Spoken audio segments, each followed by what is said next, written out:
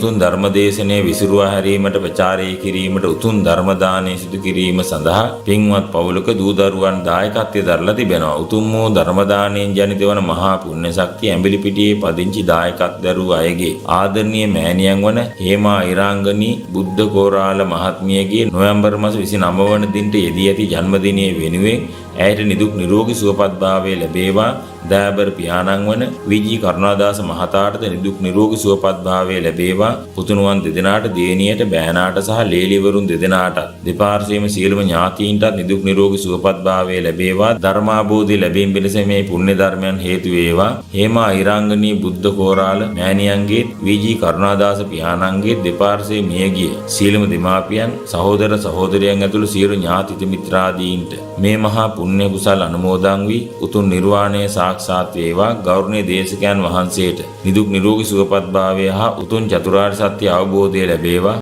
ලක්වැසිර සියලු දෙනාට ධර්මාභෝධය පිණිස මේ පුණ්‍ය ධර්මයන් හේතු වේවා කියලා බලාපොරොත්තු වෙනවා. එසේම වේවා කියලා ආශිර්වාද කරනවා. නමෝ තස්සේ භගවතෝ අරහතෝ සම්මා සම්බුද්දස්සේ නමෝ තස්සේ භගවතෝ අරහතෝ සම්මා සම්බුද්දස්සේ නමෝ තස්සේ භගවතෝ අරහතෝ සම්මා සම්බුද්දස්සේ අතිකෝ අවසෝ තේන භගවතා ඥානතා පස්සතා අරහතා සම්මා සම්බුද්දේන දේ ධම්මා සම්වදක්ඛාතා අත්තායිතුකාය දේවමනුස්සානං තී. ධර්මානුශාසනාවෙහි සදහැවර අනුග්‍රහක දායකත්වය දරන්නා වූ බෞතුන් ප්‍රමුඛ මේ මොහොත අපට සවන් දීම සඳහා ඉඩාවකාශ වෙන් කරගත්තා වූ ලක්වාසී ලෝවාසී සදහැවර පින්නතුනි, ආරාධනාව නම් ආර්ය අෂ්ටාංගික මාර්ගයේ විස්තර කර දෙන්න කියන එකයි. මේ පිළිබඳව මා දන්න දෙයක් තියෙනවා. අදම මේ වන විටත් ප්‍රචාරය වෙලා ඇති, නැත්නම් ප්‍රචාරය වෙවි ආර්ය අෂ්ටාංගික මාර්ගය පිළිබඳ පුළුල් විස්තරයක් තවත් දේශනාවක මා කරනු ලබනවා. එබැවින් මේ මාතෘකාව අදම ඉදිරිපත් වීම ගැන මම කනගාටු වෙනවා. මොකද එකම දේ දෙවතාවක් කියන්න සිදුවෙන එක සුදුසු නැහැ. ඔබටත් මම ආරාධනා කරනවා වෙනදා පැහැදිලි නොකර ආකාරයෙන් මම මේක විස්තර කරනවා ගැඹුරින්. ඊට සවන් දී තේරුම් ගන්න. මේ මොහොතේ මේක ඉදිරිපත් නොකිරීම ගැන මට සමා වෙලා අදාළ ගැඹුරු ධර්ම කරුණක් මා පැහැදිලි කරන්නම්. ඒට සවන් දෙන්න. කුමක්ද මා මේ ගත්ත මාතෘකාව? මගේ අවධානය යොමු වෙලා තිබෙනවා සාරිපුත්ත මහරහතන් වහන්සේ විසින් දේශනා කරන ලද සංගීති සූත්‍රය කෙරෙහි. මේකේ අතිවිශාල ධර්ම කරුණු තියෙනවා. එක සූත්‍රයක් වුණාට පුංචි පුංචි කරුණු ඔස්සේ මේක පැහැදිලි කරන්න පුළුවන් අදාළ සූත්‍ර තිබෙනවා. එබැවින් එම සුදුසුයයි හිතන යම් යම් කරුණු අරගෙන පැහැදිලි කිරීම මගේ ධර්මදේශනා මාලාවේ එක කොටසක් වෙනවා මේ සංගීත සූත්‍රයේ කොටස් පැහැදිලි කරන එක. ඒ අනුව තථාගතයන් වහන්සේ වදාළා වූ කරුණක් පිළිබඳව සාරිපුත්‍ර මහරහතන් වහන්සේ මෙහෙම කියනවා. දන්නා වූ දක්නා වූ භාග්‍යවත් බුදුරජාණන් වහන්සේ මොනවට නැත්තම් මනවින් පැහැදිලි කරන ලද ධර්ම දෙකක් තියෙනවා. දෙකේව ගොඩක් තියෙනවා. මේ දෙකක් තිබෙනවා. දෙව් මිනිසුන්ට යහපත පිණිස, වැඩ පිණිස, සුව පිණිස.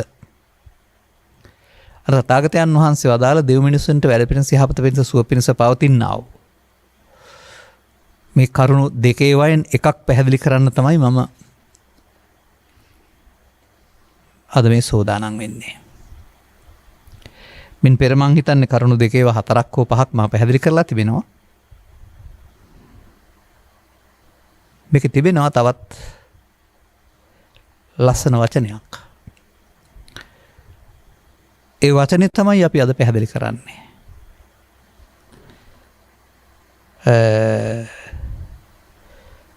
ඒකට කියනවා කයේ ඥානං අනුප්පාදේ ඥානං කියලා. මා දකිනවා මෙහි බොහෝ ජනයාගේ ලෞකික යහපත පිණිස නෙමෙයි ලෝකෝත්තර යහපත පිණිස තමයි මේක. ඥානං කිව්ව පමණින් ඇද්දක පියාගත්තාම පේන එකක් කියලා හිතන්න එපා. මේ ඥානතෝ පස්සතෝ කියන්නේ ඒක තමයි. දැනීම, දැකීම.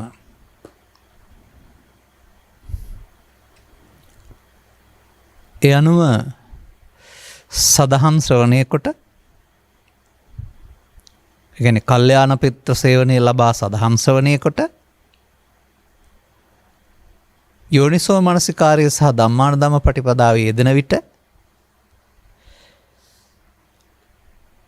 ලැබිය යුතු දෙයක් වශයෙන් තමයි මම මේ කයේ ඥානං කියන එක සිංහලට පැහැදිලි කරලා තිබෙන්නේ ක්ෂේහි ක්ෂයවීමෙහි නුවණ කියලා. මොනවද ක්ෂයවීම පිළිබඳ නුවණ කියලා අපි හොයාගන්න වෙනවා. ඒ වතුරම තවත් එකක් තියෙනවා මේ. නොවිපදීමෙහි නුවණනේ අනුප්පාදේ ඥානං කියන්නේ. උප්පාද හට ගන්නවා. එතකොට එහෙමනම් මොකද්ද මේ අනුත්පාදේ? නොහට ගන්නා දේ පිළිබඳ නුවණ. අප මේ ගැඹුරට ආයුතු තැනක්. දැන් මේ සමාජයේ මොකද කරමින් ඉන්නේ? සාමාන්‍ය සත්වයා මොනම ආගමකට අයිති වුණත් මොකද කරමින් ඉන්නේ? මරණින් මතු පුනරුත්පත්තියක් ලබන්න හින්දුන් නම් පෘථග්ජන බෞද්ධයින් නම් පුනර්භවයක් ලබන්න තව වෙනත් ආගමකින් නම් මරණින් මතු සදාකාලික ස්වර්ගයට හෝ නිරයට එහා පැත්තට ගමනක් හදාලා තියෙන්නේ ඔක්කොම. ඒ යන්නේ අදාළ පුද්ගලයාද? ඇතැම්ම සඳහන් කරන ලබන්නේ මේ පුද්ගලයා යනවා කියලා. මිනිස්සයා සුනකෙක් වෙනවා කියලා තමයි අපට එනුම් පද කියන සමහර ග්‍රන්ථ කියන්නේ. අපි පැහැදිලි කරන මේ හේතුඵල වුන්ට තේරෙන්නේ නැහැ. ඔවුන් මිනිස්සයා කියලා කතා කරන්නේ ශරීරය කියලා හිතාන ශරීරය කොහොමද සුනකෙක් වෙන්නේ කියලා අපෙන් අහනවා.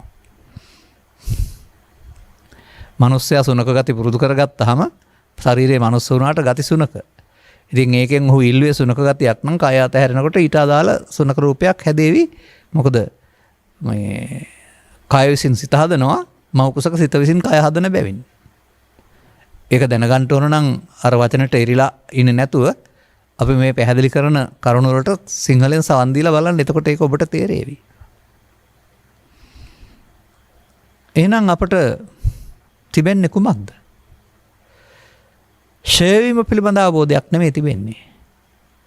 අවිසංකාරය පිළිබඳ අවිසංකාරයක් කිරීම එකත් අවබෝධයක් නෑ. අවිසංස්කරණය පිළිබඳ අදහසක් තියෙන්නේ. අවිසංකරෝති රැස් කරන්නේ. මොනවද රැස් කරන්නේ? අපි මේ කතා කරන්නේ ඔබ ජීවිතේ රැස් කරන්නා වූ වතු පිටිඩ කඩම් ගෙවල් දරවල් ගැන නොවේ. ඒවතින් ජීවත් වෙන්න තමන්ගේ පවුලේ තරමට අනන්‍යතාවයක් තියාගෙන සංරක්ෂණය කරගෙන ප්‍රවේශම් කරගන්න ඕනනේ. නමුත් මේවා කරන්න ගියාම මේවා මෙලොවින් අතහැරුණත් කය මෙලොවින් අතහැරුණත් පරලොවට බලපාන ආකාරයේ සිත තුළ රැස්වීම වගේක් තිබෙනව තථාගතයන් වහන්සේ පැහැදිලි කරලා තිබෙනවා. ඒවා අපි හොඳ භාෂාවෙන් කියනවා පින්කම් කරනවා කියලා. ඒකේ අනිත් පැත්තට ගත්තාම පව්කම් කරනවා කියලා කියනවා. නැත්නම් තවත් එහාට ගත්තාම පව් රැස් කරනවා, පින් රැස් කරනවා, ධානා කුසල් රැස් කරලා කියනවා. රැස් කරන තැන අනිත් තැන් වල වගේ බැංකුවක හරි මෙහි තැනක හොයන්න බෑ. නමුත් ඒ රැස් වෙන තැනට කියනවා චිත්තාභ්‍යන්තරය කියලා, අනුසය කියලා, ඇතැම් වෙලේ අටසිත කියලා, භවංග චිත්තය කියලා ওই වචන ගොඩක් පාවිච්චි කරනවා. අවශ්‍ය වෙන්නේ ඒවා එකක්ද දෙකක්ද දැනගන්න නෙමෙයි. යලි හටගන්නට ඉහාත්ම වශයෙන් හෙවත් මෙලෝ වශයෙන් යලි හටගන්නටත් පරලෞකිකවත් පරලෝ වශයෙන් විපාක හටගන්නට අදාළ රැස් කිරීම. කුමක් නිසාද මේ රැස් වෙන්නේ? හැම දෙයක් එහෙම රැස් වෙනවද? නැහැ. ඇසේ කනේ නාසයේ දිවේ කය සිතේ හටගන්නා වූ හැම දෙයක්ම එහෙම රැස් වෙන්නේ නැහැ. සමහර දේවල් හටගෙන නැති වෙලා යනවා. නමුත් ඒ හටගෙන නැති වෙලා යන එක ඥානං කියන්නේ නැහැ.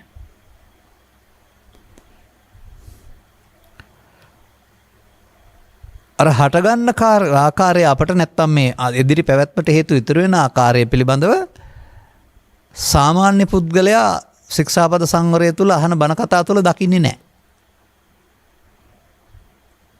එහෙනම් අபிසංකාර කියන පදයට දීලා තියෙන අර්ථය ඔස්සේ බලන්න වෙනවා. අபிසංකාර පදයේ සිංහලෙන් වරහන් ඇතුළ පෙන්නන්නේ අනාගත ඵල උපදින්නට එකතු කරන හේතු. අන්න රැස් කිරීම. රැස් කිරීම සිදු වෙන්නේ මොන ප්‍රමාදයක් නිසාද වරදක් නිසාද? තථාගතයන් වහන්සේගේ ගැඹුරු ඉගැන්වීම වල අபிසංකරණය හොඳ දෙයක් වශයෙන් උගන්වන්නේ නැහැ. උන්වහන්සේගේ උදාන වාක්‍ය වල සඳහන් වෙලා තිබෙන්නේ විසංකාරගතං චිත්තං කියලා.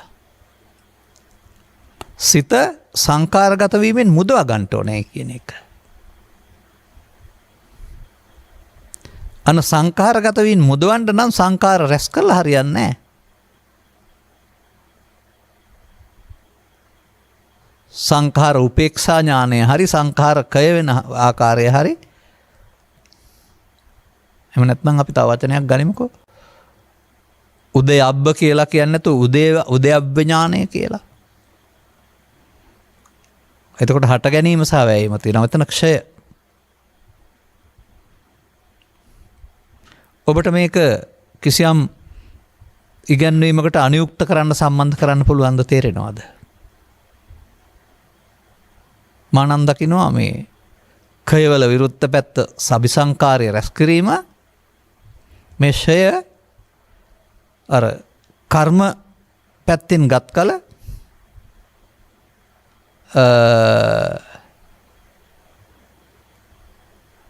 කන්න කර්ම සුක්ඛ කර්ම කන්න සුක්ඛ කර්ම එතකොට අபிසංකාර නැත්තම් රැස් කිරීම.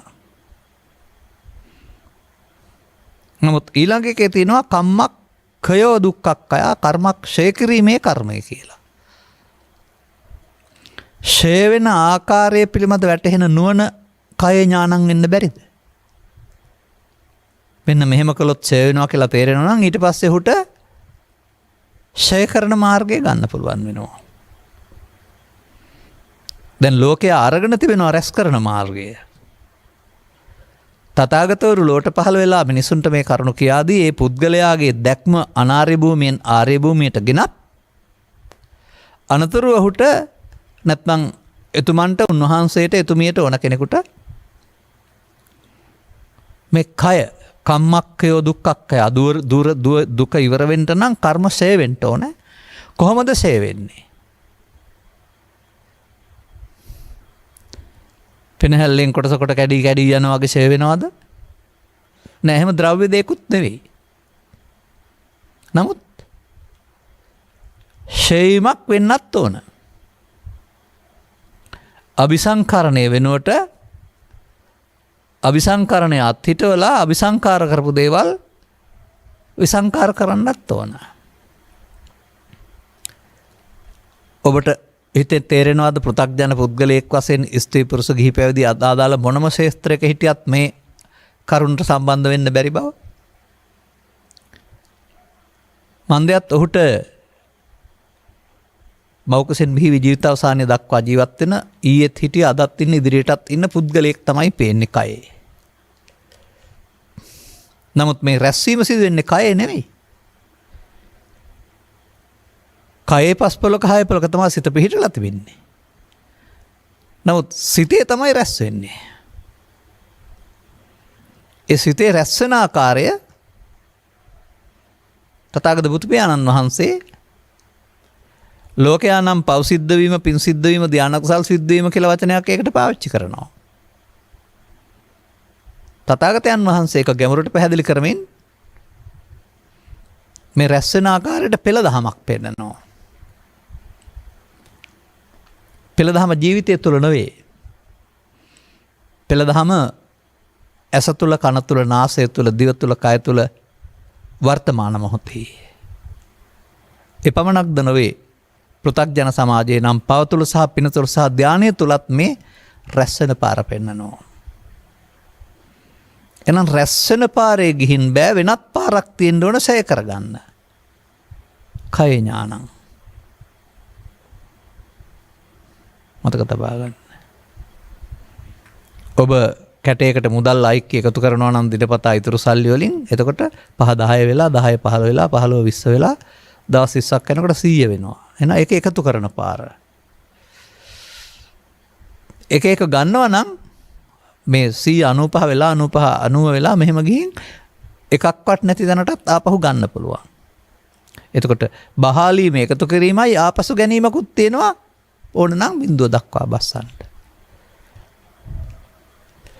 ඔබට ඒ අනුසාරයෙන් හිතන්න පුළුවන්කමක් තිබෙනවද මේ බහාලීම වගේ ප්‍රතිපදාවක් තමයි අනුසෝතගාමී කියලා කියන්නේ කියලා?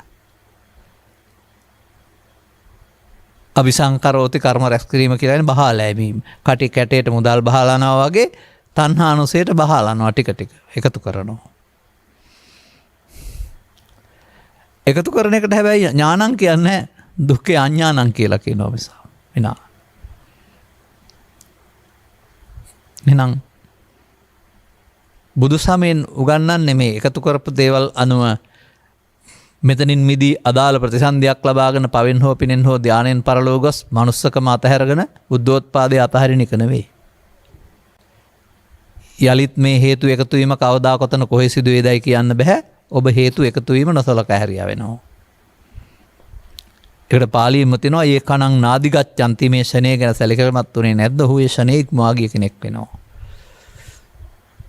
යලිත් මේ ෂණයට ෂණේ වේදෙන්න කනකැස් බෑවා වියසුරින් අහස බලන්නාසේ කවදා කොතරම් කල්ය ආවිදැයි තථාගතයන් වහන්සේවත් පැහැදිලි කරන්නේ නැහැ.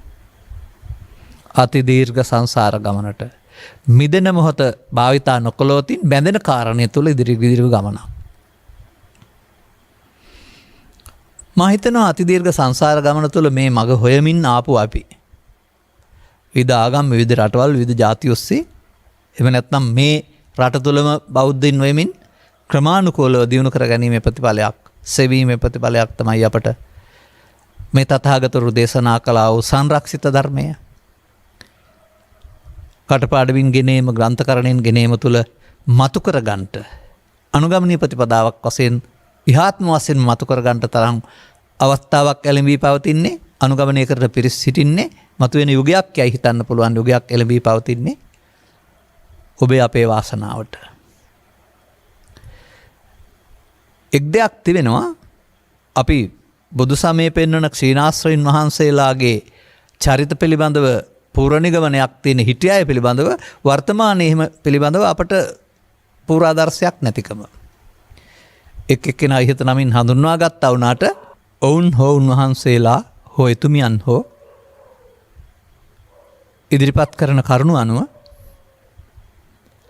මේ ත්‍රිපිටකගත ධර්ම කරුණු හා ගැලපෙනවද ලෙහෙනවද කියන එක ඔබ සවන් දීලා බලන්න.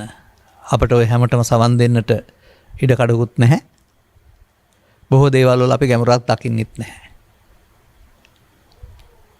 නමුත් සොයමින් යාමක් තියෙන බව ටිකෙන් ටික තේරුම් ගනිමින් සිටින බව ඇතැම් ප්‍රකාශවලදී අපි දකිනවා.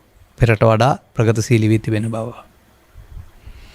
ඒ නිසා අපට මේ ජීවිතය තුළ අද දවසේ මේ මොහොතේ ගත කරන කාර්ය සමග යමින් මේ ෂය කරන්න ඕන මොනවද ෂය වෙන්නේ කොහොමද කියන එක පිළිබඳව තේරුම් ගන්න වෙනවා.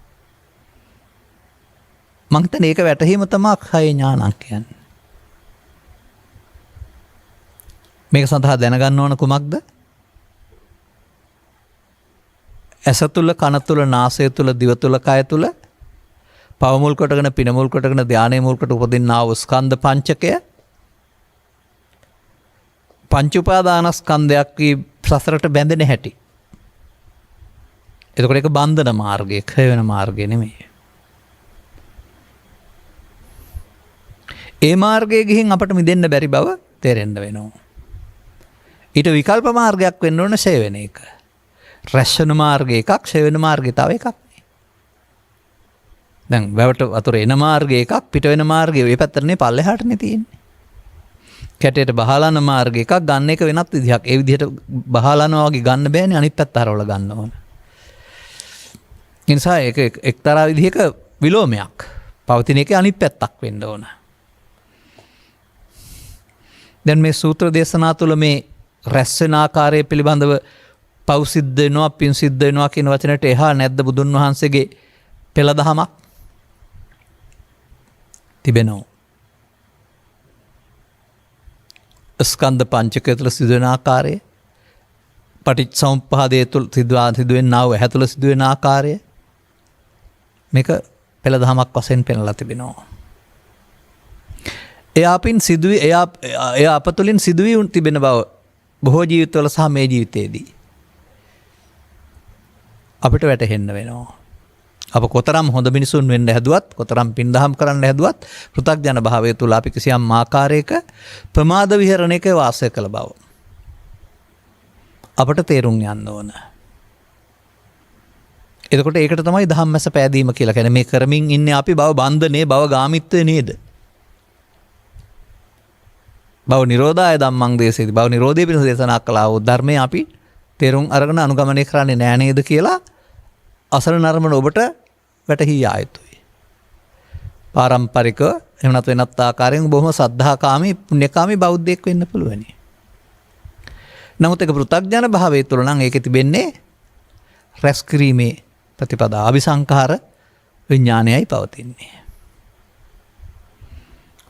එහෙනම් ඒකට විලෝම පාරක් ගන්න වෙනවා. විලෝම මාර්ගයක් ගන්න වෙනවා. අන්න ක්ෂය වෙන්නේ කොහොමද? අපි රැස් වෙන විදිය බලමු. පින් සිද්ධ වෙනවා කිව්වට මදි, උපාදාන වෙනවා කිව්වට මදි. උපාදාන වෙනවා නම් තමයි වෙන්නේ. නමුත් ඒක පෙළ දහමක් වශයෙන් ඇස තුළ, කන තුළ, නාසය තුළ, අරමුණු තුළ විග්‍රහ කරලා තිබෙන බව පසුගිය ධර්ම දේශනා 15ක් 20ක් 30ක් ඔස්සේ අපි පෙන්නලා ඇති.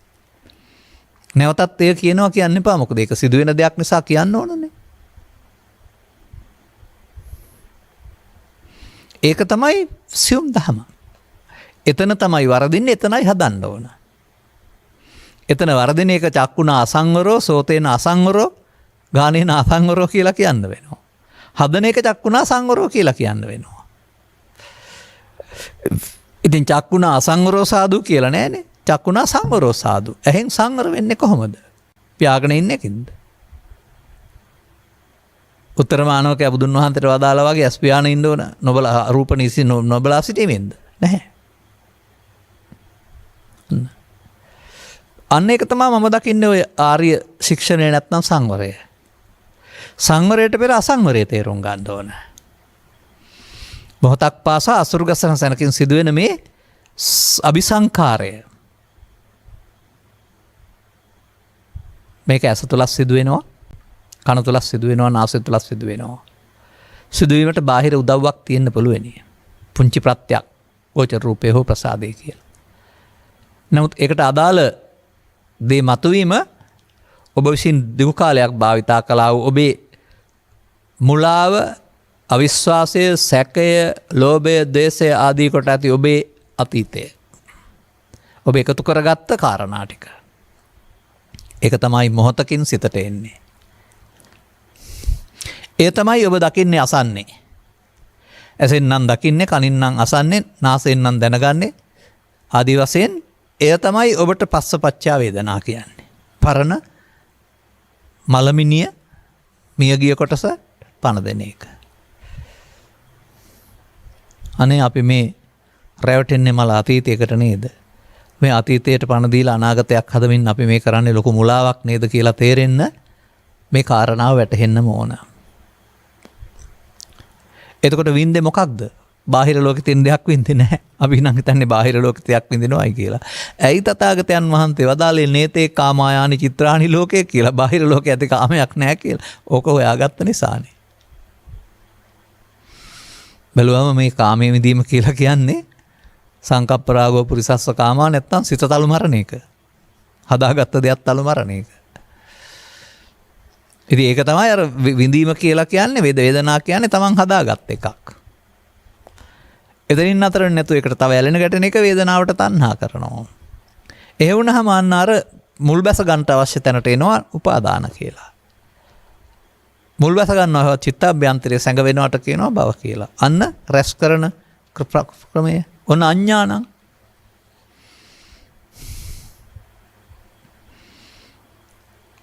දැන් මේක ඔබ පුද්ගලයෙක් වශයෙන් කටයුතු කරන ගමන් අරමුණෙහි මුලාවීම තුළ ඇසකන නාසය දිවකය තුළ මෙන්න මෙහෙම භව ගාමිත්වයක් භව බන්ධනයක් නැත්නම් අபிසංකාරයක් සතරක් හැදීමක් සිදු වෙන බව පළමුව තේරුම් ගන්න.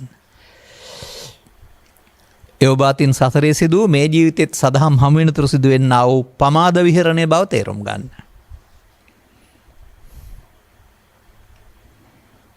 දැන් මේ පාරේ ගොහින් බෑ. මේ අනුසෝතගාමීනේ. දැන් එතකොට මම කියන්නේ 50.1 50.2 50.3 50.4 වගේ දශමින් දශම එකතු වෙනවා වගේ විසාකාට අදාළ පරිදි ඇලෙන කරුණු 100ක් නම් දුක් 100ක් 150ක් නම් 150ක් වැඩි වෙනවා. ඒ රැස් කරන අඥානය. තේරුම් ගත යුතු දේ තමයි තේරුම් නොගෙන ජීවත් වෙන්න ගිහින් මේ සංඛ්‍යාව වැඩි වුණොත් ඒ නිසා දුක වැඩි සහ අස්කරන්න හරිම කල් යනවා අමාරුයි.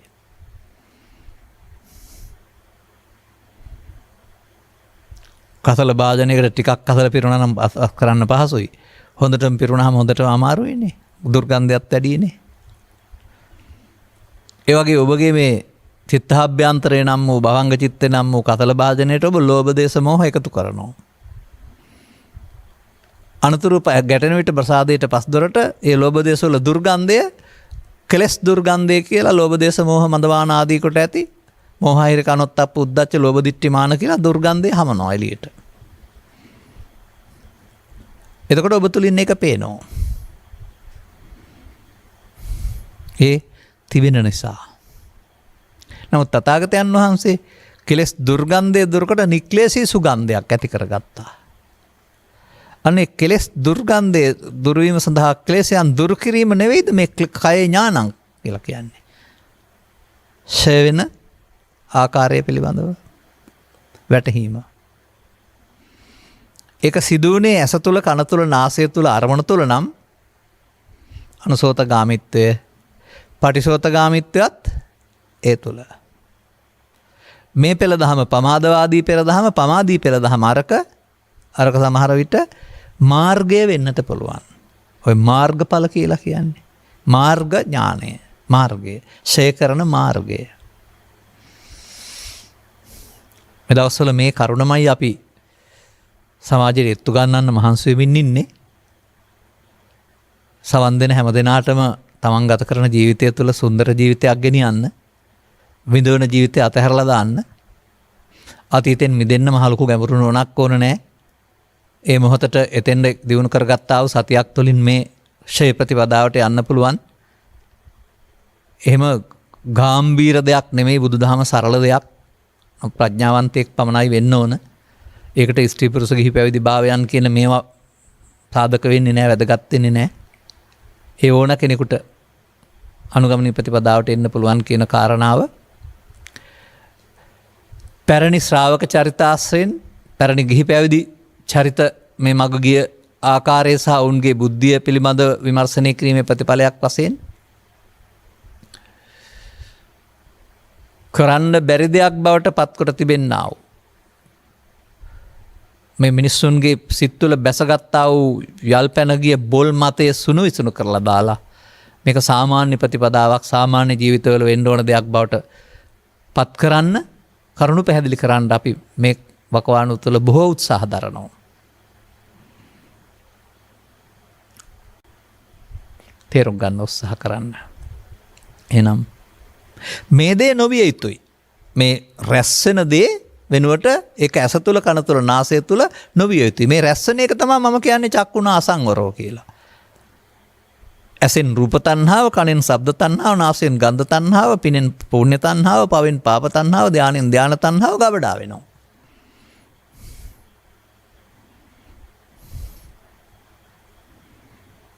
ගබඩා කරනවා. දැන් මොනවා කළොත්ද මේක ෂය වෙන්නේ?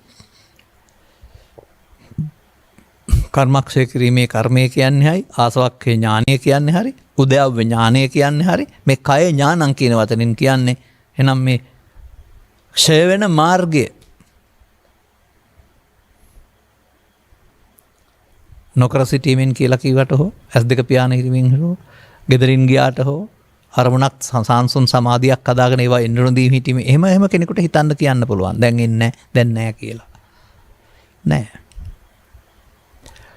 මේක චිත්තාභ්‍යන්තරේ ද්‍රව්‍ය නොවුනත් හේතු ගබඩාවක්.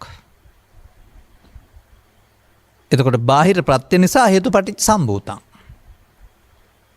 හට ගන්නවා. බාහිර හේතු නවත්තන්න බෑ ප්‍රත්‍ය. නමුත් හේතු බංගා නිරුජ්ජති. මේ හට ගන්න තියෙන හේතු ඔබේ හිතෙන් බිඳුනොත් ඔබට අර සම්භූතේ නැත්තම් හට ගැනීම ඔබට හැදික නැති වෙන්න පුළුවන්.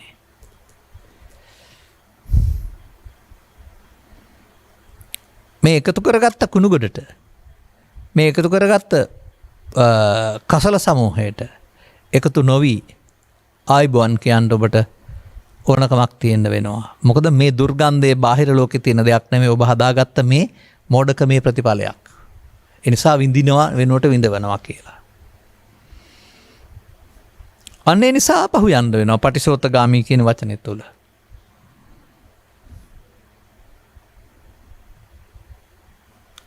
ඒ පෙළ දහම පෙන්නපුවම මාර්ගයේ නැවත නැවතත් ඇසෙන් කනෙන් නාසයෙන් දිවෙන් කයින් උදේ සිට රාත්‍රිය දක්වා නින්ද යනතුරු යන්නේ නැ හැම තැනකදීම ඉරියව්වලදී අදාළ මෝඩකම උපදින ආකාරයේ තේරුම් අරගෙන මෝඩකමට වහල් නොවී ඉන්නට ඔබ ඔබේ හැකියාව අවබෝධය දියුණු ඥානය නැත්නම් ඔබ ඔබගේ සතිය පාවිච්චි කරන්න ඉගෙන ගන්න වෙනවා. එතකොට ඔබ ඔහුට පෙරපාරේ යන්නට ගිහින් භවය හදන්නට දෙන්නේ නැහැ. එකතු කිරීම වෙනුවට අඩු කිරීම.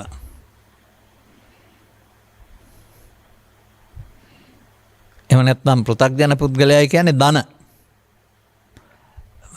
ධනාත්මක චින්තනය නෙමෙයි. ක්ලේශයන් ධනාත්මක පැත්තට එකතු කරනවා. දුක් පැත්තේ ධනාත්මක පැත්තට යනවා. නමුත් ආර්ය පුද්ගලයා කියන්නේ දුක් පැත්ත ඍණාත්මක පැත්තට යනවා. අඩු වේගන යනවා. ඔබට තේරෙනවද අඩු වෙන්නේ සෝවාන් සිට අනාගාමී දක්වා කියලා කාමලෝකයට අදාළ කාරණා? මේ කය ඥානං ආර්ය පුද්ගලයන්ට තියෙන දෙයක් කියලා තේරෙනවද ඔබට? පෘථග්ජන භාවය තුළ කය ඥානං හදාගන්න දුවට බෑ කියලා. මොකද මේක ජීවිතය තුළ නෙවෙයි ස්කන්ධ පංචකය තුළ. ස්කන්ධ පංචකය තුළ ඇස තුළ කන තුළ නාසය තුළ දිව තුළ කය තුළ හිත තුළ මේ මොහොතේ. ඒ තුළ තමයි මේක වැරදුනෙත් ඒ තුළ තමයි හදන්නත් ඕනේ. අර වැරදි පැත්තට යන්න විසියක් කරන්න ඕනේ නැහැ. බොහොම කල් පුරුදු වෙන නිසා ස්වයංක්‍රීයව සිද්ධ වෙනවා. නිකන් පහලට වතුර ගලාන යන්න මහන්සියක් වෙන්නේ නැහැ වගේ. නමුත් ඉහළට පීනන්න ඒ රළ කපාගෙන යන්න වීරියක් තියෙන්න ඕන වගේ අපට පෙර පුරුද්දට මේ මෝඩකමට එකතු නොවි ෂේ වෙන පැත්තට යන්නට ඥානයක් තියෙන්න වෙනවා. අන්නේ පෙළ වැටහීම නේද කය ඥානං කියන්නේ මාර්ගය.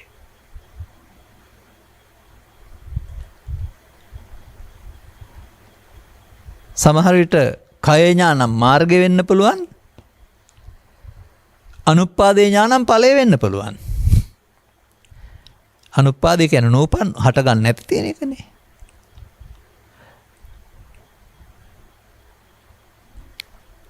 එතකොට අර සමාජයේ කියන මාර්ගඵලයක් කියන එකක් වෙලා මේක නම් තියෙන දෙකක් වශයෙන්. ඒකනේ මම කියන්නේ එහෙම එකක් මට තේරෙන්නේ නැහැ සමාජයේ මාර්ගඵලයක් ලබන්න භාවනා කරනවා කිව්වට. ඒකෙන් වුන් දීලා තියෙන අගේ මොකද්ද කියලා.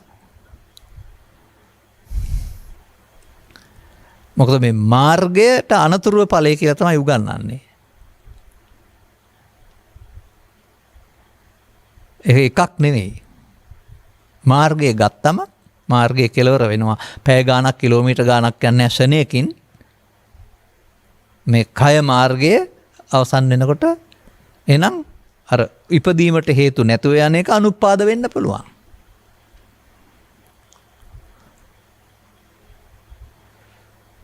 නමුත් ඒක භාවිතෝ බහුලීකතෝ අවිඤ්ඤාය සම්බෝධාය නිබ්බානාය සංවත්තති. භාවිතා කළ යුතුයි බොහෝ කොට භාවිතා කළ යුතුයි ආරම්භයේ සිට සංසිඳන තැන දක්වාම. දිනක් දෙකක් තුනක් හතරක් වසරක් වසර 5ක් 6ක් 7ක් ඒ පුද්ගලයාගේ තිබෙන ආශ්‍රයන්ගේ තරමට භාවිතා කළ යුතු වෙනවා. සමහරට එයම තථාගතයන් වහන්සේ වදාළ විදර්ශනා භාවනාව විය නොහැකිද? විදර්ශනා භාවනා කියන්නේ විදර්ශනා වැඩිම කියන එකනේ.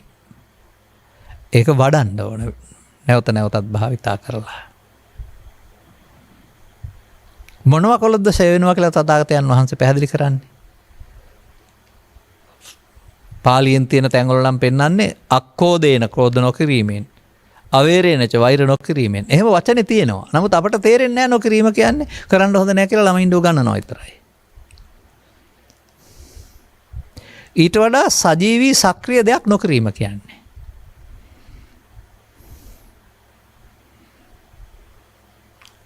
එනිසා අපි ඒක දකින්න ඕන ටිකක් ගැඹුරින්. මම නම් මේක දකිනවා ප්‍රමාද විහරණය දකිනවා පස්සපච්චා වේදනා තුල. මේ ක්ෂය මාර්ගය දකිනවා පස්ස නිරෝධෝ වේදනා නිරෝධා තුල. පස්ස නිරෝධා වේදනා නිරෝධෝ තුල. එය ඇස තුල කන තුල නාසය තුල දිව තුල කය තුල සිත තුල වර්තමාන මොහොතේ සිදු කරන්න ඕන. සිදුවෙමින් පවතින දේ තමයි අර පැවැත්මට අහු වෙලා යන එක. අර උත්සාහයක්, වීරියක්, අප්‍රමාදයක්, කම්මැලි නැති බවක් තිබෙන්න ඕන. ඒ මෝඩකමට එකතු නොවෙන්න. විරේණ දුක්ඛං අච්ඡේති.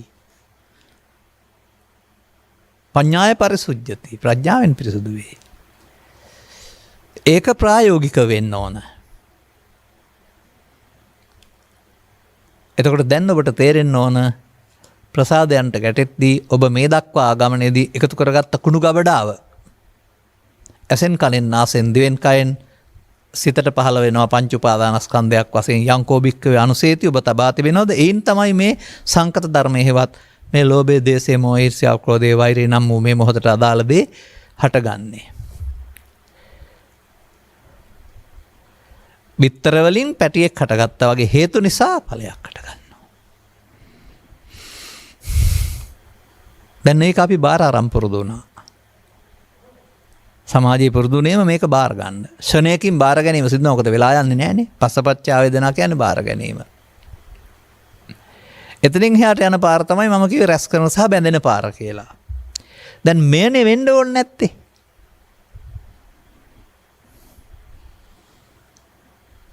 එහෙනම් එතන නේද අතහැරීම තියෙන්න ඕන. අම්මා හරි තාත්තා හරි ඉඩ කඩන් හරි රැකියා හරි වෙනුවට මේ අතීතය මල දෙයක් වශයෙන් දැනකට ඒකට එකතු නොවීමෙන් අතහැරීම නේද තියෙන්න ඕන. ඒක පෙළ දහමක් වශයෙන් පෙන්වන අවශ්‍ය වෙන ආකාරය. ඒක තේරුම් ගත්තාම ඒක කරන්න ඕන.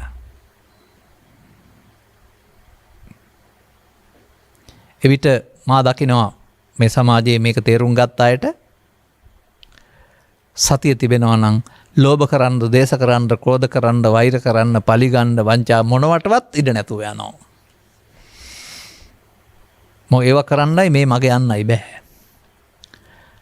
එතකොට ඒ බඳු පුද්ගලයන් තුලින් රටක්, ජාතියක්, සමාජයක් හැදෙන්නේ නැද්ද, පිරිසුදු වෙන්නේ නැතිද?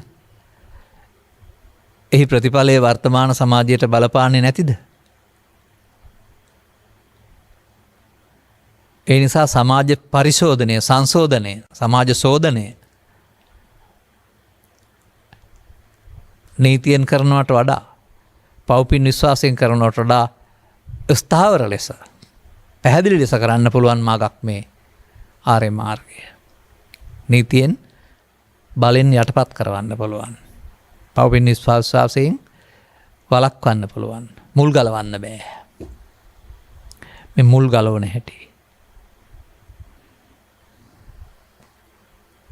එම නිසා පස්ස නිරෝධා යන්න ඇසට, කනට, නාසයට, දිවට, කයට, සිතට ඕන එකකට ඒ මොහොතට ගන්න. මම මේ අතීතයට එකතු වෙන්නේ නැහැ. මේක හිස් දෙයක්, මල දෙයක්. මේකයි මම දුකටපත් කරන්නේ. මේ අතීතයෙන් එන එක තමයි මාව අවුල් කරලා සසරට බඳවන්නේ. මට සසරට බැඳෙන්න තවත් ඕනකමක් නැහැ, මිදෙන්නයි ඕන. එනිසා මේ මල අතීතයට පණ දීම වෙනුවට අල්ලා ගැනීම වෙනුවට ඒ සඳහා එකතු නොවීමට මම තීරණය කරනවා. ඔබ මෙතෙක් පාවිච්චි කරපු එකට තමයි නිත්‍ය සුඛාත්ම කොට ගැනීම කියලා මේ ත්‍රිපිටකයේ උගන්වලා තියෙන්නේ. හෙවත් මගේ මම මගේ ආත්ම කොට ගැනීම. මොනවද? පාපය, පින, ධානය, ලෝභය, ද්වේෂය, මෝහය ඕනෑම දෙයකටනේ මම කියනවා කියලා බුදුන් වහන්සේ වදාළේ. අන්න ඔබේ නිත්‍ය සුඛාත්ම මාර්ගය ඔබ දුකටපත් කරන හැටි. දැන් එසේ නොකිරීමටනේ අනිත්‍ය කියන්නේ. ඇති වෙනව නැති වෙනවට නෙවෙයිනේ. මඤ්ඤ මානය නිත්‍ය නම් අමඤ්ඤ මම නොගැනීම අනිත්‍යයි. ඒකට එකතු නොවෙනවා නම් නිත්‍ය වීමෙන් අනාගත හේතු ඉතුරු වෙලා එකතු වෙන්නේ නැත්නම් අනාගත හේතු ඉතුරු නොවි ඒක අවසන් වෙනව නේද? දැන් එතකොට උපන්න කුසල් දුරු වීමෙහිවත් කම්මක්ඛය ආරම්භ වෙනව නේද? පන්න කුසල් දුරු වෙන විතරක් නෙවෙයි නූපන්න කුසල් නූපදිනවා එතකොට. ඒක ව්‍යායාමයක් නැත්තම් උත්සාහයක් වශයෙන් පෙන්වනව නේද? සම්මා වායාම කියලා.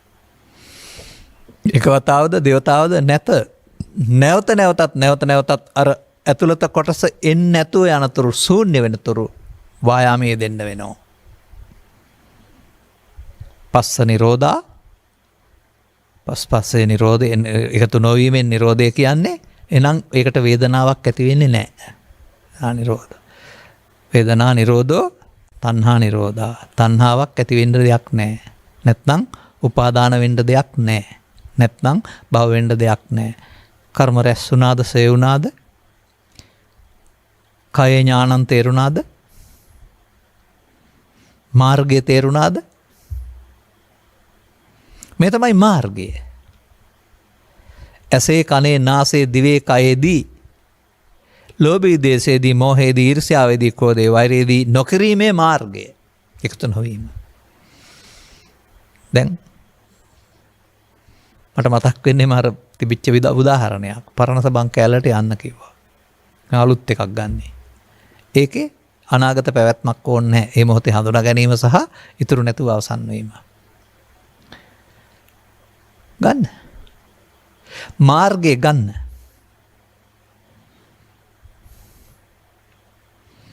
දැන් තණ්හා උපාදාන භව වුණා නම් ඒවා නිසා හටගන්ට හේතු තැබුම උත්පාද වෙනවා. uppannam කාම විතක්කං uppannam ව්‍යාපාද විතක්කං uppannam විහිංසා විතක්කං කියන මේ ජීවිතේ පස් දොරෙන් උත්පාද වෙන්නේ සහ ජීවිතයක් අතහැරෙනකොට පුනබ්භව වශයෙන් උත්පාද වෙන්නේත් මේ හටගන්න හේතු තැබුවහම. දැන් හටගන්න හේතු නැත්නම් අනුත්පාදේ කියන්නේ ඒක නේද? මේ ඵලය කියන්නේ අනුත්පාදේ නේද? මාර්ගඵල ඵලය කියන්නේ. ඒ නූපන් නොහටගත් හේතුවකින් නොහටගත් ඒ ඇත්තේ කියලා තථාගතයන් වහන්සේ වෙනම සූත්‍රයක් දේශනා කරලා නැද්ද? නූපන් නොහටගත් ඒ නැත්තේ නම් ලෝකයට මිදීමක් නැත. ඒ ඇතෙන් ඇති බැවින් ලෝකයට මේ ලෝභයෙන් දේශයෙන් මොහෙන් මිදීමක් ඇත කියලා මේ ධර්මයේ නැත්නම් මේ අසංකතේ මේ නැත්නම් මේ බුදුන්ගේ ධම්මකාය ඇති දෙයක් වශයෙන් තථාගතයන් වහන්සේම දේශනා කරනවා. ශූන්‍ය දෙයක් නොව. එසා තේරුම් ගන්න බුදු සමයෙන් පෙන්වන නිවීම ශූන්‍ය දෙයක් නොව ක්ලේශයන් ශූන්‍ය වෙන්න වෙනවා මේක හම්බ වෙන්න. ඔබට ක්ලේශයන් නැති දෙයක් නිවීම ශූන්‍ය දෙයක් වශයෙන් පේනවා. නිසා ඔබ ක්ලේශයන්ට එකතු වෙලා අවුල් කරගන්නවා අනා ගන්නවා විදවනවා.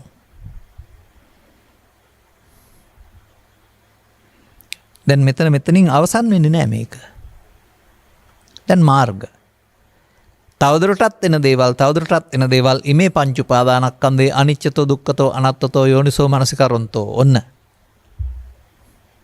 මේ අනිත්‍යයි මේක දුකයි මේක අනාත්මයි කියලා කියා ඉන්නව නෙවෙයි. එකතු වීම නිත්‍ය සුඛ ආත්ම එකතු නොවීමෙන් සිදුවෙන දේ අනිදුක්ඛ අනාත්ම. දැන් සේ වෙනකොට සෝතාපට්ටි ඵලං සකිච්ඡත්ති කරෙය්‍යාති. තවදුරටත් බලනකොට සකදාගාමි ඵලං සත්‍ය කරෙය්‍යාති. තවදුරටත් වඩනකොට අනාගාමි ඵලං සත්‍ය කරෙය්‍යාති. තවදුරටත් වඩනකොට අරහන්ත ඵලං සත්‍ය කරෙය්‍යාති සීල සූත්‍රයේ. ඒ සඳහා ඉමේ පංච උපාදානස්කන්ධය මේ පංච උපාදානස්කන්ධේවත් ගැටෙනකොට මේ එන අතීතයෙන්ම ෂේ කරන්නට එකතු නොවී ඉන්න වෙනවා. මා දකින්නේ ඒක බරපතල අපහසු කාරණයක් වශයෙන් නෙවෙයි. හැබැයි ඔබට ඕනෑකමක් තිබෙන්න වෙනවා, වීරියක් තිබෙන්න වෙනවා. ඒකට ඔබට ආස්වාදයේ ආදීනව තේරෙලා තියෙන්න වෙනවා. භවගාමිත්වයේ නිමක් නැති බව, එහි අවයහපත් විපාක තේරෙලා ඔබට මේ මිදීමේ ඕනකම තියෙන්න. ඒක නිස්සරණය කියන්නේ මිදෙන්න. මිදෙන විදිහ. මිදෙන විදිහ වැටහෙන නුවණ නේද කය ඥානං කියන්නේ. ඒක ඉට වෙන මොහොතක් පාසා උත්පාදයට හෙද නැතු යන එක නේද අනුත්පාදේ ඥානං කියන්නේ. මේ අනුත්පාද කියන්නේ නිවීමට වෙන්න බැරිද? නෝපන්නෝ හටගත් ඒ ඇත්තේ කියලා කියන්නේ. එහෙනම් මාර්ගය තුලින් ඵල ඇරුණාම ඔබ අනුගමනය කරන කර්ම නම් වූ මාර්ගය තුල ඒ ඵල කවදාවත් නැහැ කියලා තේරෙනවද? ඒකට තියෙන විපාක. ඒක විපාක මාර්ගයේ භවගාමී මාර්ගය. අපේ බෞද්ධයෝ බොහෝ දෙනෙක් තාමත් භවගාමී මාර්ගයේ යමින් භව නිරෝධගාමී ප්‍රතිපදාව අපේක්ෂා කරමින් ඉන්නවා. හරියට මේ දකුණු දුම්රිය මාර්ගයේ යමින් දලදා මාලිගාව හමු වෙයි අපේක්ෂා කරනවා වගේ කියලා මම වෙලාවකට කියනවා. එහෙනම් කරන්න ඕන මොකක්ද? දුම්රිය මාර්ගේ මාරු කරන්න ඕන. පහළට යන එක වෙනුවට ඉහළට යන එකට මාරු වෙන්න. ඒ වගේ ස්කන්ධ පංචකයේ මගේ මම මගේ ආත්ම කොට ගන්නා මාර්ගය තුල තමයි පවපින ධානය තියෙන්නේ. එනිසා ස්කන්ධ පංචකයේ ආත්මය තුල නරක එක හොඳ එක හොයන එකක් තමයි අපිට පවතින පෘථග්ජන බුද්ධ ආගම තුල ක්‍රියාත්මක වෙන්නේ. නමුත් හොඳ එක ස්කන්ධ පංචකයේ ආත්මය නෙමෙයි, ස්කන්ධ පංචකයේ අනාත්මය. ආත්ම කොට නොගැනීම. අර එකතු නොවෙනවා, එකතු වෙනවට තමයි ආත්ම කොට ගන්නවයි කියන්නේ. එකතු නොවීමට එතකොට එයාට මම කියන්නේ එයාට පැවැත්මට ශක්තිය ලැබෙන්නේ නැහැ, ආහාර හම්බ වෙන්නේ නැහැ, කෙට්ටු වෙන පටන් ගන්නවා. ෂය වෙනවා කියන්නේ අන්න ඒකයි. කයේ ඥානං.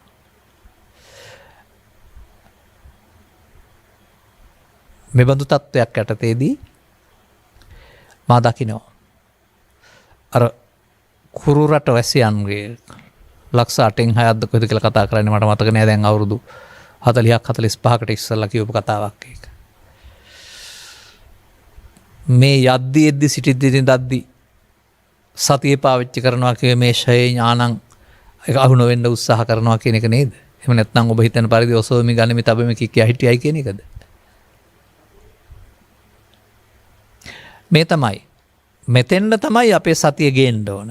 ඇසට කනට නාසයට දිවටකට වර්තමාන මොහොතේ මේකට එකතු නොවී ඉන්න. ඒක තමයි අර පුරුදු කරන්නේ. සතියක් පුරුදු කරන්න ඕන කියලා කියන්නේ. එතකොට එයා අරයන්ඩ ඉස්සරලා එතෙන්ට එනවා. නමුත් දැනට සතියෙන්ද ඉස්සෙල්ලා විතර්කයේ තෙන්ද එනවා. ඉතින් අහු වෙනවා, පවතිනවා. මේක සටනක් කියන්නේ ඒකනේ. මාරයා බලවත් වෙලා ඉන්නවා. දැන් මාරයා පරාජය කරන්න හමුදාවක් බලවත් කරන්න වෙනවා. මරසෙන් වනසන. ඔජ්ජංග කියලා කතා කරනවා. බලන්න ඔබේ ජීවිතේ එදිනදා ජීවිතයේදී මේ ගැටෙනකොට බරපතලම කාරණේ ගන්න සරල කාරණාවලට යන්න එපා දැනට. ව්‍යාපාද විතක්කේ ගන්නකෝ. කාම විතක්කේ සාමාන්‍ය ඒවා වෙනුවට රූප ශබ්ද ගන්ධ රස වෙනුවට කාම රාග නම් වූ විකෘති පැත්තක් තියෙනවා නම් ඒකට ප්ලෑන් ගහන අදහස බලන්නකෝ. සිත සැලසුම් කරනවද අතහරිනවද කියලා. අන්න එහෙම පළමුව ලොකු දේවල් අහු වෙනකොට ඒවා අයින් වෙනකොට පොඩි දේවලුත් මතුවෙනවා. ඒක තුනී කිරීම විනාශ කිරීම කියලා පාරක් වෙනලා තිබෙන්නේ. ඔබ මේ තුනී කිරීමේ දෙනවා නම් එකතු නොවි එහෙනම් ඔබ විනාශ කිරීමේ පාරේ යන පටිසෝතගාමියෙක්. ඔබ ආපහු යනවා. ඔබට එහෙනම් මේ කය වෙන ආකාරය පිළිබඳ තේරෙනවා. එහෙනම් ඔබට ඒවා හටගන්න නැතෝ ඉවරන එක තමයි අනුප්පා ලෝභක්ඛය ද්වේෂක්ඛය මෝහක්ඛය නිබ්බාණං කියලා කියනවානේ.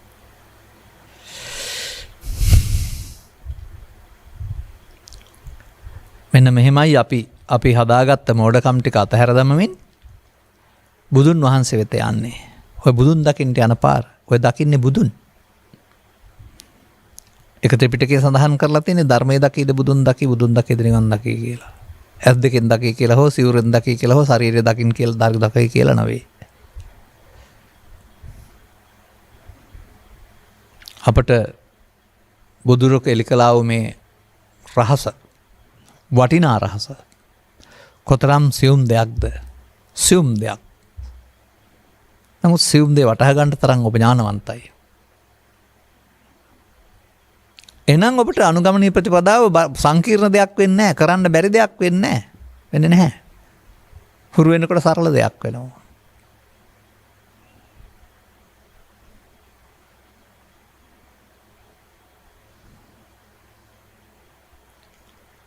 අදාළ කරුණ එක දවසකින් නිව වෙන්නේ නැහැ. එක මොහොතකින් නිමා වෙන්නේ නැහැ. ආරම්භ වුණොත් පවත්වාගෙන යන්න වෙනවා. එතකොට මෙහි පවතිනා වූ බල බිදෙනවා. ඒකට අපි කියනවා තුනී වීම විනාශ වීම කියලා.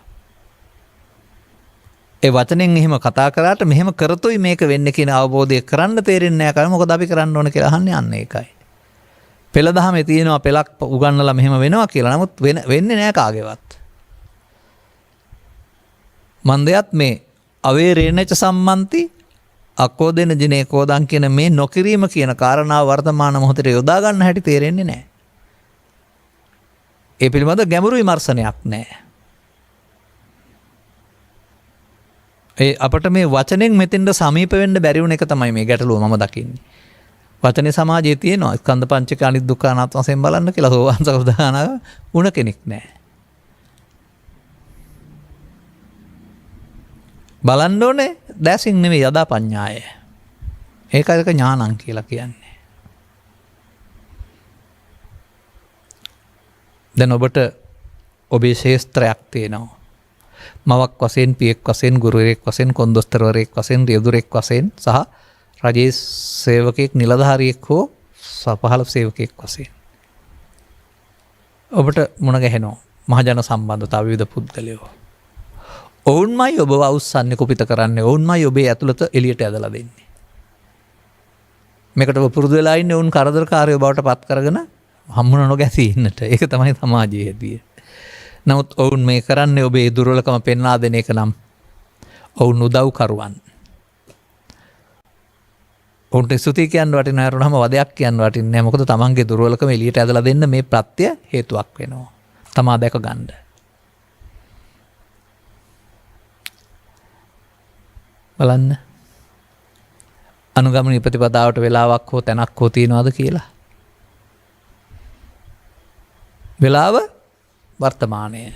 තැන අසකරණාසය දිවකය. අවස්ථාව uppannam කාම විතක්කං, uppannam ව්‍යාපාද විතක්කං, uppannam විහිංසා විතක්කං. වරද අපහාන, නිවරද පහාන සංඥා. ගැලපෙනවා නේද? ගැලපෙනවා නම් ජීවිතයට ගලපලා අනුගමනය කරලා බලන්න. ඔබ ඔබේ වටපිට පරිසරය තුළ ඇති කරගන්නා වූ ගැටුම් රාශිය, නැත්නම් අපි කියමු කොකු දමා ගැනීම රාශිය කියලා. කොකනේ දාගන්නවා කියලා. අවමෙමින් යනවා නේද? ඒ තුළ ඇති වෙන දැවීම් තැවීම් අවමෙමින් යනවා නේද? ඔබ තරමක් සැනසෙල්ල ඉන්නවා දැනෙනවා නේද? තව එහාට ගියාපම ඔය සැනසෙල්ලම ඉතුරු වෙන බව තේරෙනවා නේද? ලෝකෙට ඔබට මොකවත් කරන්න බැරි බව, ඔබ ඇවිස්සෙන කෙනෙක් නොවන බව ආරම්භ වෙනකොට තේරෙවි. ඊට පස්සේ නිවිලා ඉන්න ඕන වෙයි. කලබල වෙන්න හේතු නැති විට ලෝකේ සාධක වලට ඔබ කලබල කරන්න බැරුවම නිවිලා ඉන්නවයි කියලා කියනවා. ඒ දක්වා ඔබට උත්සාහයෙන් මේ මාර්ගය හෙවත් කයේ ඥානං පාවිච්චි කරනකොට අනුප්පාදේ ඥානං ඇති වෙනවා. ඵලය ඇති වෙනවා.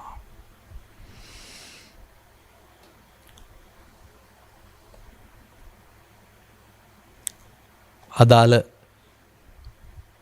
කරුණ නැවත නැවතත් යොදා ගැනීම, ඒට අවශ්‍ය ඉඩකඩ සලසා ගැනීම, ලැබෙන හැම අවස්ථාවක්ම පැහැරනවර ප්‍රයෝජන ගැනීම ඔබට ලැබෙන ඉඩ කඩක්. ඒ ඉඩ කඩින් ප්‍රයෝජන ගනිමින් ඔබට බුදුවරු ඉන්න තැන බුදුවරු බුද්ධත්වයට පත් වෙලා මෙතනයි හිටියේ. මේ අපි කතා කරන තැන තමයි හිටියේ. බුදුන් වහන්සේට ලොකු දෙයක් සම්මා සම්බුදු වුණයි කියලා සාරිපුත්ත මොග්ගලාණන් උගලට ඊට වඩා ටිකක් පුංචි දෙයක්, අනිත් අයට ඊට වඩා ටිකක් වඩා දෙයක්, පසේ බුදුන්ට ඊට ටිකක් වඩා දෙයක්, රහතුන්ට ඊට කොට දෙයක් එහෙම නැහැ. ඒකට මේ මිදීමට නමක් තියෙනවා සම්මා සම්බුද්ධ සහ පඤ්ඤා විමුක්ත. උන්වහන්සේලා අවබෝධ කරගත්ත සම්බෝ ඥාණයෙන් අනිත් අය ප්‍රඥාවෙන් මිදෙනවා. තම ප්‍රඥාව භාවිතා කරලා.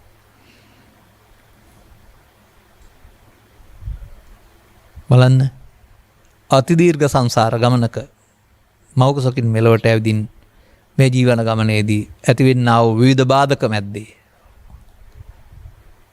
ආදායම් මාර්ග අඩුවීමේ බාධක, බඩු මිල වැඩිවීමේ බාධක, රෝග පීඩා පැතර යාමේ බාධක, හැකියාවක් කරන්න බැරි වීමේ බාධක මැද්දේ ඔබට නිවන් මගත් හමු වෙනවා. අර ගැටලු වලට මුහුණ දෙන්න අදාළ හොඳ ඉවසීමේ මාර්ගයක්. එබැවින් ලද අවස්ථාවේ අනුගමනීය ප්‍රතිපදාවක යෙදෙමින් මේ ප්‍රතිඵල ඔබටම අත්හදා බලන්නට මේ කයේ ඥානං ප්‍රතිපදාව තේරුම් අරගෙන එහි අනුගමනය කිරීමේදී මාර්ගය ගැනීමේදී අනුප්පාදේ ඥානය පහළ වෙන්නට මොහොතක් පාසාම සෝවාන්සේ රහත් දක්වාම මේ ක්‍රියාමාර්ගය ගන්නට මෙම කරුණු පැහැදිලි කිරීම හේතු වාසනාව වේවායි කියන සුභාශිංසනයේ ප්‍රාර්ථනා කරමින් මම මේ කරුණු පැහැදිලි කිරීම අවසන් කරනු ලබනවා. අනුග්‍රහක බෞතුන් වශයෙන් ඔබට ඔබ බලාපොරොත්තු වුණා වූ මාතෘකාව අද දවසේම පෙර හෝ පසුව පැහැදිලිව ලැබේවි බලාපොරොත්තු වෙන්න. මෙම උතුම් ධර්ම දේශනාව ප්‍රඥා නාලිකාව තුළින් විකාශනය කිරීම සඳහා සදැහැති දායකත්වය දරනු ලබන්නේ මෙම පවුලේ දූ දරුවන් විසිනි. ඔවුන් කවුද කොහෙද කියලා ඔබට වැදගත් නැහැ. ඔවුන් එයින් සෑහීමටපත් වෙනවා. ඇඹිලිපිටියේ පදිංචි දායකත්වයේ දරූ අයගේ ආදරණීය මෑණියන් වන හේමා ආයිරංගනී බුද්ධිකෝරාල මහත්මියගේ නොවැම්බර් මාස 29 වෙනි දිනට එදී ඇති ජන්මදිනය වෙනුවෙන් ඇයට නිදුක් නිරෝගී සුවපත් භාවය ලැබේවා. එමෙන්ම දයාබර පියාණන් වන වී.පී. කරුණාදාස මහතාට නිදුක් නිරෝගී සුවපත් භාවය ලැබේවා. දරුවන් මවට උපන් දින සුබ පැතුමක් කරනවා ධර්ම දානයක් දීලා. තවත් දේවල් අද දවසේ අපිට දැනගන්න ලැබේවි. පුතුණුවන් දෙදෙනාට, දියණියට, බෑනාට සහ ලේලිවරුන් දෙදෙනාටත් දෙපාර්ශ්වයේම සියලුම ඥාතීන්ටත් නිදුක් නිරෝගී සුවපත් භාවය ලැබේවා. ධර්ම අවබෝධය ලැබීම පිණිස මෙම පුණ්‍ය ධර්මය වගේම අවබෝධයේ හේතු ආසනාව වේවා. හේමා ආයිරංගනී බුද්ධිකෝරාල මෑණියන්ගේත් වී.ජී. කරුණාදාස පියාණන්ගේ දෙපාර්ශ්වයේ මියගිය සියලු දෙමව්පියන් සහෝදර සහෝදරයන් සියලුම ඥාති මිත්‍ර මිත්‍රාදීන් ගෞරවයෙන් සිහිපත් කරන අතර අවශ්‍ය කෙනෙක් නැත්තම් අනුමෝදන් වී ජීවිතය සුවපත් කරගෙන මතු උපදින භවයකදී නිවන් මඟ සිහිල් කරගනිත්වා. ගෞරවනීය දේශකයන් වහන්සේට නිදුක් නිරෝගී සුවපත් භාවය සහ උතුම් චතුස්සත්‍ය අවබෝධ වේවා. දන්නවනම් තවත් දෙයක් ලැබේවා කියලා කියාවි. දන්න අය කියාවි ඈ. ලක්කසිලෝ වාසී සියලුම දෙනාට ධර්මාබෝධය පිණිස මෙම ධර්ම දානයේ හේතු වේවා. ඔබ යහපත් පැතුම් සියල්ල සඵල වේවා. අනුග්‍රහකත්වයේ දරුවෝ ඔබ හැම දෙනාටමත් ඉහාත්ම වශයෙන්ම ලබාගත් ජීවිතය තුළ මේ සැනසෙන්න තියෙන මඟ, මේ මෝඩකම් ටික අතහැරලා දැමීම තුළින් සැනසීමට තියෙන මඟ විවර කරගෙන අනුගමනීය ප්‍රතිපදාවක් තුළින් ඔබටත් නිවීමේ අගය දැක ගන්නට මෙම ධර්ම දානමේ පුණ්‍ය කර්මයේ ධර්ම දානයේ ආනිසංසය සහ ධර්ම අවබෝධයේ හේතු වාසනාව වේවායි ප්‍රාර්ථනා කරගන්න. සබ්බිහිතයෝ වජ්ජන්තු සබ්බ රෝගෝ විනස්සතු මාතේ බවත් අන්තරායෝ සුඛී දීඝායුකෝ භව. හැම දිනාටම තෙරුවන් සරණයි. මෝහක්ඛයෝ නිබ්බානං